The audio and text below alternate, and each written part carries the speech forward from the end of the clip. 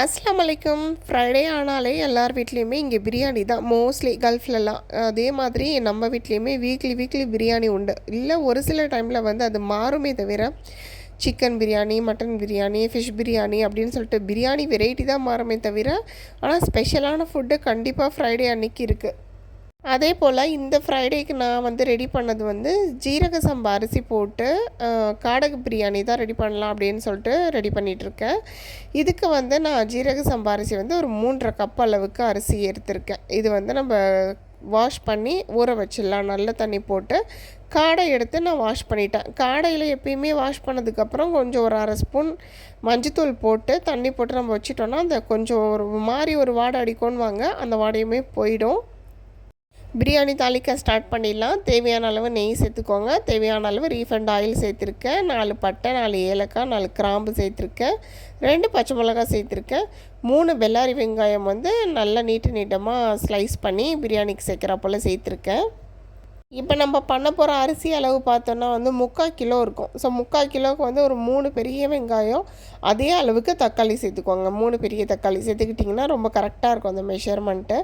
இப்படி வெங்காயம் வதங்கும் போதே நான் வந்து சால்ட்டுமே சேர்த்துருவேன் எப்பயுமே. அது வந்து பிரியாணின்னு இல்லை, எந்த குழம்பு செஞ்சாலுமே சால்ட்டு வந்து வெங்காயம் வதங்கும் போதே சேர்த்துடுறது. கொஞ்சம் சீக்கிரமாக வெங்காயம் வதங்கும் அதுக்காக. வெங்காயம் நல்லா வதங்கினதுக்கப்புறமா ஒரு 3 நல்ல பழுத்த தக்காளியாக எடுத்து நம்ம சேர்த்துக்கலாம். அதுக்கு முன்னாடி நல்ல தயிர், கொஞ்சம் புளிப்பாக இருக்க தயிர் இருந்தால் கூட நல்லாயிருக்கும் சேர்க்குறதுக்கு. தயிர் வந்து இந்த மாதிரி கொஞ்சம் சேர்த்துக்கிட்டிங்கன்னா நல்லா டேஸ்ட்டு கொடுக்கும். அதில் போடுற கறி வந்து கொஞ்சம் நல்லா அழகாக வெந்து வரும். ப்ளஸ் வந்து பிரியாணிக்குமே தயிர் சேர்க்கறதுனால நல்ல டேஸ்ட்டு உண்டு. அதுக்கப்புறமா நம்ம வந்து கட் பண்ணி வச்சுருக்க ஒரு 3 தக்காளி, வெங்காயம் நல்லா வதங்கினதுக்கப்புறமா 3 தக்காளி வந்து சேர்த்துக்கலாம். இது ரெண்டுமே நல்லா மசியணும், நல்லா வேகணும். நல்லா வதங்கினதுக்கப்புறமா நம்ம வந்து இஞ்சி பூண்டெல்லாம் சேர்த்துக்கலாம் வரிசலாக. பசங்களுக்காக சாப்பிட்றதுக்கு நான் வந்து கிரேப்ஸ் கொஞ்சம் வாஷ் பண்ணி உப்பு, மஞ்சத்தூள் இது ரெண்டுமே போட்டு தண்ணியில் நல்லா வாஷ் பண்ணிவிட்டு 2-3 தண்ணி போட்டு அலசிட்டு தான் கொடுப்பேன். ஏன்னா கிரேப்ஸில் தான் நிறைய பூச்சி மருந்து அடிப்பாங்களாம். ஸோ எப்போ செஞ்சாலும் எப்போ கொடுத்தாலுமே இந்த மாதிரி நல்லா வாஷ் பண்ணிவிட்டு கொடுங்க. நல்லா இருக்கா? சூப்பராக இருக்கா? என்ன வச்சுருக்கா கையில்? காமி, ஃபோன் காமி, திருப்பி அம்மைக்கு திருப்பி காமி. சூப்பராக இருக்கே. யார் பண்ணி கொடுத்தது? சொன்னாவா? கமிங்க. வாவ், சூப்பராக இருக்கே. ஐஃபோனா? இல்லை, ஆப்பிள் ஃபோன். ஆப்பிள் ஃபோனா? Apple iPhone. ஓகே. சமைக்கும் போதெல்லாம் என் பொண்ணு எனக்கு இந்த மாதிரி தான் ஹெல்ப் பண்ணுவாள். அவள் வந்து பார்த்துக்கிறா. ஸோ அதனால் எனக்கு பிரச்சனையே இல்லை. அதில் வந்து ஆப்பிள் ஐஃபோன் வேறு செஞ்சு கொடுத்தேன். அழகாக சாப்பிட்டுக்கிட்டே விளாண்டுட்டு இருந்தாங்க. இங்கே வந்து பார்க்கும்போது நல்லா வெங்காயம், தக்காளி எல்லாம் குழஞ்சி வர ஆரம்பிச்சிருச்சு. நம்ம வந்து இப்போ இஞ்சி பூண்டு பேஸ்ட்டு சேர்த்துக்கலாம். அளவுப்படி சேர்க்குறீங்கன்னா ஒரு 75 கிராம் சேர்த்திக்கலாம். இல்லை ஒரு அளவாக சேர்க்கணுன்னா இந்த மாதிரி இந்த குழிக்கரண்டியில் ஒரு 3 குழிக்கரண்டி அளவு நான் சேர்த்துருக்கேன். அந்த அளவு வந்து சேர்த்துக்கிட்டோன்னா நமக்கு நல்லா சரியாகவே இருக்கும். நீங்கள் மெஷர்மெண்ட்டாக சேர்க்கணுன்னா 75 கிராம் அளவுக்கு இஞ்சி பூண்டு பேஸ்ட்டு தனித்தனியாக 75 கிராம் இஞ்சி, 75 கிராம் பூண்டு அந்த மாதிரி அரைச்சி சேர்த்துக்கோங்க. ரொம்ப கரெக்டாக இருக்கும் 3/4 கிலோ அரிசிக்கு.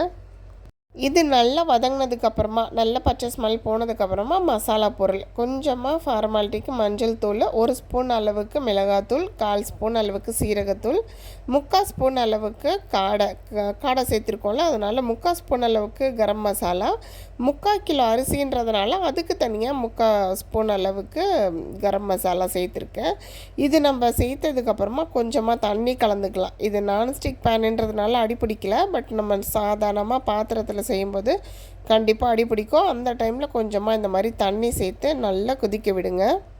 இது நல்லா வதங்கி எண்ணெயெல்லாம் பிரியும். அது வரைக்கும் நம்ம வந்து நல்லா வதக்கிக்கலாம். அதுக்கப்புறமா நம்ம வந்து காடை வந்து சேர்த்துக்கலாம். வாஷ் பண்ணி வச்சுருக்க காடை எல்லாம் சேர்த்துக்கலாம். நீங்கள் இது வரைக்கும் காடை பிரியாணியே செஞ்சதில்லை, ஆனால் சிக்கன் பிரியாணிலாம் நான் செஞ்சு சாப்பிட்ருக்கேன் அப்படின்னு சொல்கிறீங்கன்னா கண்டிப்பாக ஒரு டைம் காடை பிரியாணி ட்ரை பண்ணுங்கள். சிக்கன் பிரியாணி விடையுமே ரொம்ப டேஸ்ட்டாக கிடைக்கும். காடை பிரியாணி செய்யும்போது அதை வந்து வேகும் போதே நல்ல வாசனை கொடுக்கும். ரொம்ப நல்ல டேஸ்ட்டு ப்ளஸ் ஹெல்த்தியும் கூட. ஸோ அதனால் காடையில் கண்டிப்பாக ஒரு டைம் பிரியாணி பண்ணி பாருங்கள்.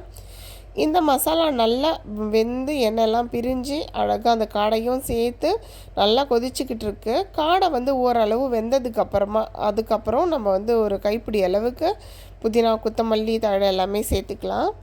இப்போ நான் வந்து தண்ணி சேர்த்துருக்கேன். தண்ணி எந்த அளவுக்கு சேர்த்துருக்கேன்னா, 1 கிளாஸ் அரிசிக்கு 1 1/2 கிளாஸ் தண்ணி. அதாவது 1 கிளாஸ் அரிசி சேர்த்தோன்னா, சீரக சம்பா அரிசிக்கு 1 1/2 கிளாஸ் அளவு தண்ணி சேர்த்தா சரியாக இருக்கும். தண்ணி நல்லா கொதித்ததுக்கு அப்புறமா நம்ம வந்து அரிசி சேர்த்துக்கலாம். சேர்த்துட்டு அதே ஃபுல் ஸ்பீட்லேயே அது அப்படியே கொதிச்சிட்டு இருக்கட்டும். ரெண்டுமே தண்ணி அரிசி ரெண்டுமே நல்லா கலந்து வர பக்குவம் வரும்போது நம்ம தம்க்கு விட்டுறலாம். இந்த மாதிரி கலந்து வர சமயத்தில் நீங்கள் வந்து உப்பு செக் பண்ணிங்கன்னா ரொம்ப கரெக்டாக இருக்கும். இந்த ஸ்டேஜில் உப்பு கம்மியாக இருக்குன்னா பிரியாணிலையும் கம்மியாக இருக்கும். இந்த ஸ்டேஜில் ரொம்ப கரெக்டாக இருக்குன்னா பிரியாணிலையுமே கரெக்டாக இருக்கும். இந்த சமயத்தில் அடுப்பை அப்படியே சிம் பண்ணிவிடுங்க. ஒரு பழைய தவா எடுத்து நான் வந்து எப்பயுமே தம்க்கு விடுவேன். ஸோ அந்த தவா நான் எடுத்து நான் வந்து தம்க்கு விட ஆரம்பித்தாச்சு. இது மேலே வந்து மூடுறதுக்கு நான் எப்பயுமே யூஸ்வலாக அலுமினியம் ஃபாயில் தான் யூஸ் பண்ணுறது. இதில் வந்து தம் கொடுக்கும்போது நல்லா சீக்கிரமாகவே தம் ஆகிடும். நீங்களும் ட்ரை பண்ணி பாருங்கள். ஃபுல்லாக கிளாஸ் லீட் போட்டு நல்லா மூடியாச்சு. ஒரு 15 மினிட்ஸ்க்கு இதை வந்து நம்ம டிஸ்டர்ப் பண்ண தேவையில்லை. அன்றைக்கி எனக்கு எந்த ஸ்வீட்டுமே பண்ணுற மாதிரி ஐடியா இல்லை. ஆனால் டக்குன்னு தம்க்கு விட்டதுக்கப்புறமா தோணுச்சு கொஞ்சமாக ரவை போட்டு நம்ம கேசரி பண்ணிடலாம் அப்படின்னு சொல்லிட்டு. அதுக்காக தான் நான் பண்ணேன். ரொம்ப ஒரு 3/4 கிளாஸ் அளவுக்கு தான் ரவையே எடுத்திருந்தேன். எனக்கு நிறைய வச்சு சாப்பிட்ற மாதிரி வேண்டாம், சும்மா கொஞ்சமாக சாப்பிட்டுட்டு ஒரு இனிப்பு சாப்பிட்ற மாதிரி இருக்கட்டும் அப்படின்னு சொல்லிட்டு ரெடி பண்ணியிருந்தேன். என் பொண்ணுக்கு வந்து கேசரி ரொம்ப பிடிக்கும். ஸோ அதனால் பண்ணி கொடுத்துடலாம் அப்படின்னு. ஆனால் நான் வந்து எப்பயுமே யூஸ்வலாக பைனாப்பிள் எசன்ஸை சேர்ப்பேன் கேசரி பண்ணும்போதெல்லாம். எனக்கு என்னமோ அந்த பைனாப்பிள் எசன்ஸ் சேர்க்கும்போது ரொம்ப அந்த டேஸ்ட்டை ரொம்ப என்ஹான்ஸ் பண்ணி தர மாதிரி எனக்கு ஃபீல் ஆகுது. ஆனால் இந்த டைமில் வந்து பைனாப்பிள் எசன்ஸ் இல்லை. அதை நான் கவனிக்காமல் நான் ஸ்டார்ட் பண்ணிட்டேன். சரி ஓகே பரவாயில்ல, இருக்கவே இருக்குது ஏலக்காய், அப்புறம் வனிலா எசன்ஸ் இருந்தது. ஸோ அது கொஞ்சம் சேர்த்துட்டு பண்ணிட்டேன். அதுவுமே நல்ல டேஸ்ட்டாக தான் வந்திருந்தது. அது சேர்த்தோன்னே என் பொண்ணு கிச்சனுக்கு வந்தா, என்ன ஐஸ்கிரீமாக பண்ணுறீங்க அப்படின்னு சொல்லிட்டு. ஏன்னா அந்த ஃப்ளேவர் வந்து அந்த மாதிரி நல்ல வாசனை கொடுத்தது, ரொம்ப நல்லாவே இருந்தது. மோஸ்ட்லி நான் வந்து கலர் சேர்க்கறதில்ல. நான் வந்து குங்குமப்பூ சேர்த்துருவேன். குங்குமப்பூ சேர்க்கும் போது அது ஒரு மாதிரி லைட் எல்லோ கலர்லாம் அழகாக வந்துடும். பட் ஆனால் அதுவுமே இல்லைன்றதுனால நான் அப்படியே வந்து கலரே சேர்த்துக்கிட்டேன். இப்போ நம்ம பிரியாணி ஒரு 15 மினிட்ஸ்க்கு வச்சு பாருங்கள் எப்படி இருக்குன்னு சொல்லிவிட்டு, இதை அப்படியே நம்ம வந்து சைடில் இந்த மாதிரி கரண்டி கொடுத்து ஒரு டைம் அப்படியே ஃப்ளிப் பண்ணி போட்டுறணும். அடி சாப்பாடு மேலே வர மாதிரி, மேல் சாப்பாடு கொஞ்சம் அடியில் போகிற மாதிரி அப்படியே இப்படி நம்ம ஃப்ளிப் பண்ணி போட்டுட்டு ஒரு 5 நிமிஷமோ 10 நிமிஷமோ வச்சு எடுத்தோம்னா தம்க்கு வந்து ஃபுல்லாக ரெடி ஆகிடும். ரொம்ப சாப்பாடு வந்து குழையவும் குழையாது, அதாவது ஓவர் குக் ஆகாது, அதே மாதிரி குக் ஆகாமலும் இருக்காது. ரொம்ப கரெக்டாக நம்ம சாப்பிட்ற பதத்தில் ரொம்ப சூப்பராக ரெடியாகி வந்திருக்கும். இந்த வீடியோ எடுக்கும் போதெல்லாம் ஹெல்த்து நல்லா இருந்தது. அதுக்கப்புறம் ரொம்ப உடம்பு முடியல, நிறைய கோல்டு ஆகிடுச்சு. வாய்ஸே வர மாட்டேங்குது. வாய்ஸ் ஓவர் பண்ணுறதுக்கு கூட ரொம்ப ஸ்ட்ரகிள் பண்ணி வாய்ஸ் ஓவர் பண்ணுற மாதிரி இருக்குது. வாய்ஸே மாறி போயிடுச்சு. ஃபைனலாக கொஞ்சமாக நல்லா இனிப்பாக சாப்பிட்ற மாதிரி கேசரியுமே நான் பண்ணி ரெடி பண்ணிக்கிட்டேன். அதுக்கப்புறமா அன்றைக்கி லன்ச் வந்து இவ்வளோ தான். நான் வந்து காடை பிரியாணி ப்ளஸ் வந்து கேசரி மட்டும் தான் ரெடி பண்ணியிருந்தேன். தயிர் பச்சடி ரெடி பண்ணியிருந்தேன். இந்த டைம் கத்திரிக்காய் பச்சடிலாம் நான் எதுவுமே ரெடி பண்ணலை. சரியாக இருந்தது இதுக்கே வேலை எல்லாம் முடிக்கிறதுக்கு. ஸோ இதை வச்சு நாங்கள் ஆஃப்டர்நூன் லன்ச்சு அல்ஹம்துலில்லாஹ்னு சாப்பிட்டு எழுந்திரிச்சிட்டோம். பசங்களுக்குமே ரொம்ப பிடிச்சிருந்தது.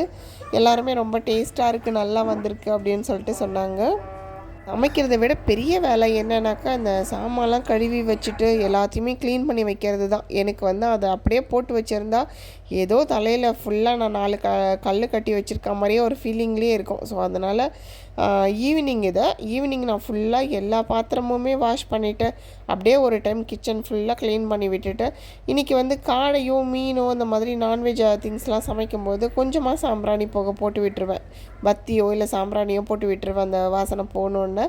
அன்றைக்கி நைட்டு நான் கேக்கும் ரெடி பண்ணியிருந்தேன். இதை நெக்ஸ்ட் வீடியோவில் பார்க்கலாம். பாய்.